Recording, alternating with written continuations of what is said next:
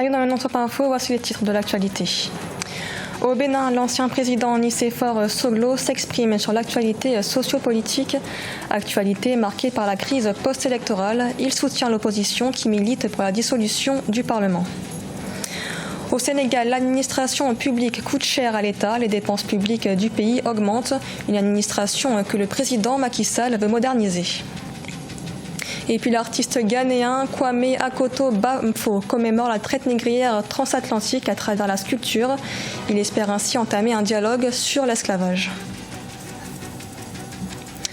Mais d'abord, en Algérie, l'instance de dialogue national a rencontré les militants du mouvement de contestation, les militants du Irak. Un début prometteur selon les membres de l'instance, puisque les membres du Irak rejetaient le dialogue depuis plusieurs vendredis.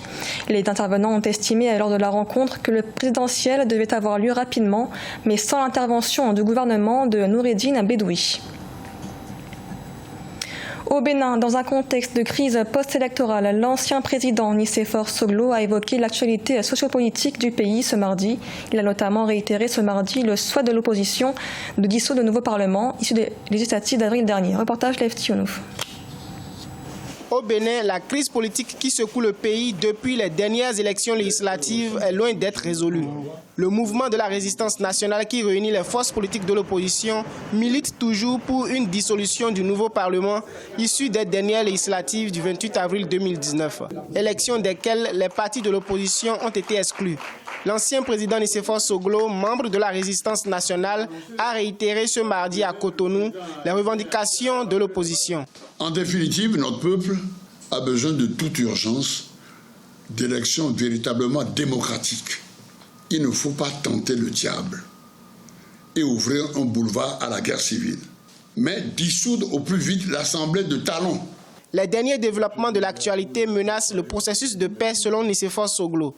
Il s'agit entre autres de l'interdiction de la délivrance de pièces administratives à certaines personnes qui seraient recherchées par la justice et la condamnation de l'ancien Premier ministre et candidat à l'élection présidentielle de 2016, Lionel Zinsou, par le tribunal de Cotonou à 5 ans d'inéligibilité, 6 mois d'emprisonnement avec sursis et 50 millions de francs CFA de dommages pour dépassement de frais de campagne. Nous laissons vraiment le choix. Après l'interdiction de délivrance d'actes d'état civil et autres actes de l'autorité. Sans oublier la chasse aux sorcières, livrée à tous les concurrents potentiels. On le voit avec Zizou. Toujours cette hantise pathologique de la compétition. La crise politique béninoise est née de la mise en œuvre d'une réforme du système partisan et celle du code électoral. À noter que les élections locales et communales sont prévues en 2020 et la présidentielle en 2021.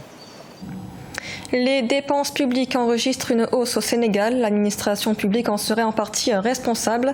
Rappelons que la mise en œuvre du plan Sénégal émergent interpelle directement le service public et plus particulièrement l'administration publique. Philoméntine.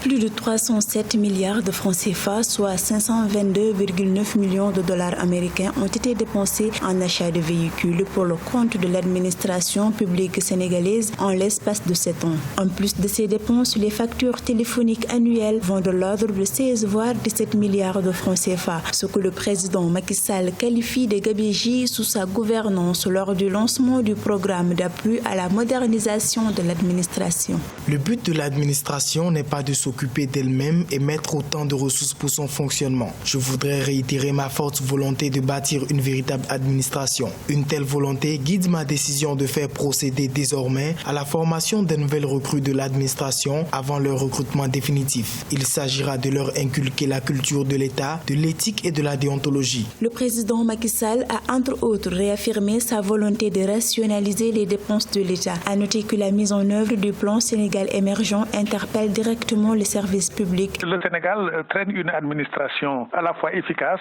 lourde et budgétivore. Mais le projet présidentiel a connu un recul. Le président Macky Sall, il parlait de l'État vertueux, de la gouvernance vertueuse, de la gouvernance sobre. Si aujourd'hui on se retrouve avec des dépassements et des débordements budgétaires comme ceux-là, cela veut dire donc qu'on n'a pas été à cheval sur l'orthodoxie. Je crois que le séminaire organisé par le président Macky Sall sera le point de départ pour la relance de notre vie administrative sous l'angle d'un civisme beaucoup plus avéré. Réélu en février 2019, Macky Sall s'est engagé à moderniser l'administration sénégalaise en supprimant les lourdeurs administratives, entre autres. Et dans l'actualité également, 3 médecins congolais sont accusés d'être impliqués dans l'attaque de milices contre une équipe de lutte contre Ebola en avril dernier. Une attaque qui avait tué un médecin de l'OMS, le docteur épidémiologique Richard Muzogo, à l'est de la République démocratique du Congo. Les médecins en détention sont poursuivis pour terrorisme et association de malfaiteurs. Mis en place en 2016, l'accord de partenariat économique Cameroun-Union européenne affiche un bilan négatif pour le Cameroun.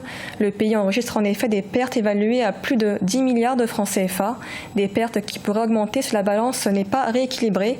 La mise en œuvre d'un nouveau démantèlement tarifaire pourrait accroître la moins-value. Nathalie Mort.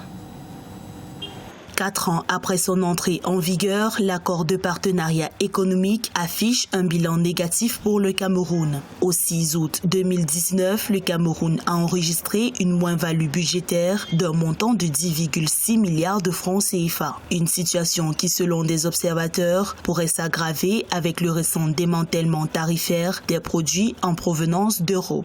Le manque à gagner dû à l'entrée des produits provenant de l'Europe au Cameroun, qui rentrent au Cameroun sans paiement de frais de douane. C'est nécessairement les pertes dues au manque à gagner, à la fiscalité de porte.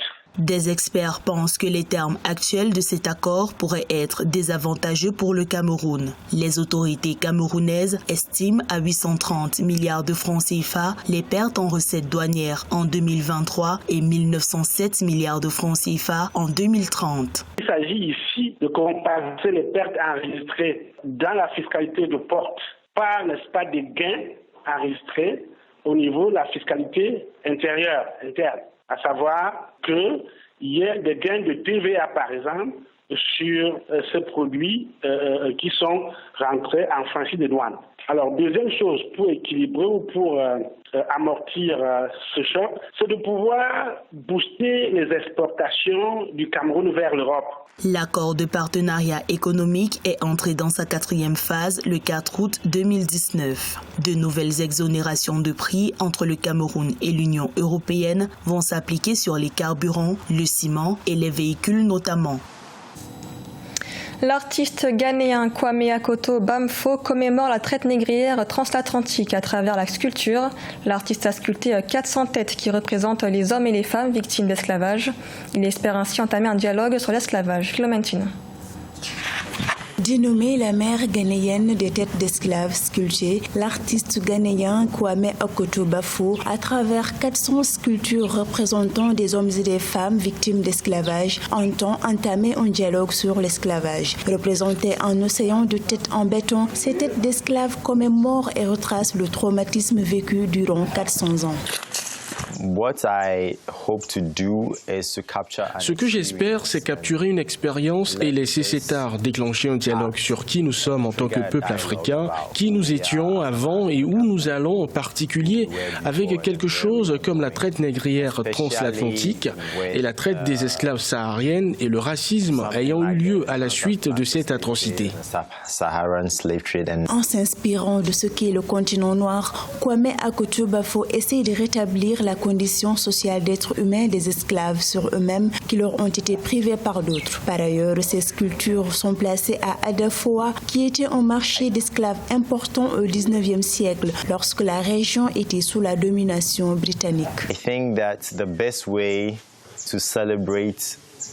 Je pense que la meilleure façon de célébrer ces 400 ans est de regarder ce que ces gens ont fait, d'honorer leurs rêves que nous avons perdus et rêver qu'ils étaient des êtres humains, qu'ils avaient des droits et que leurs descendants devraient continuer d'avoir des droits et être considérés comme faisant partie des citoyens du monde. Depuis 2010, Kwame Akoto Bamfo s'est lancé dans ce projet de tête d'esclaves sculptée. En outre, l'artiste souhaite le vulgariser davantage. Ce journal a été réalisé par l'ensemble de la rédaction. Merci de l'avoir suivi. L'information continue sur Africa 24.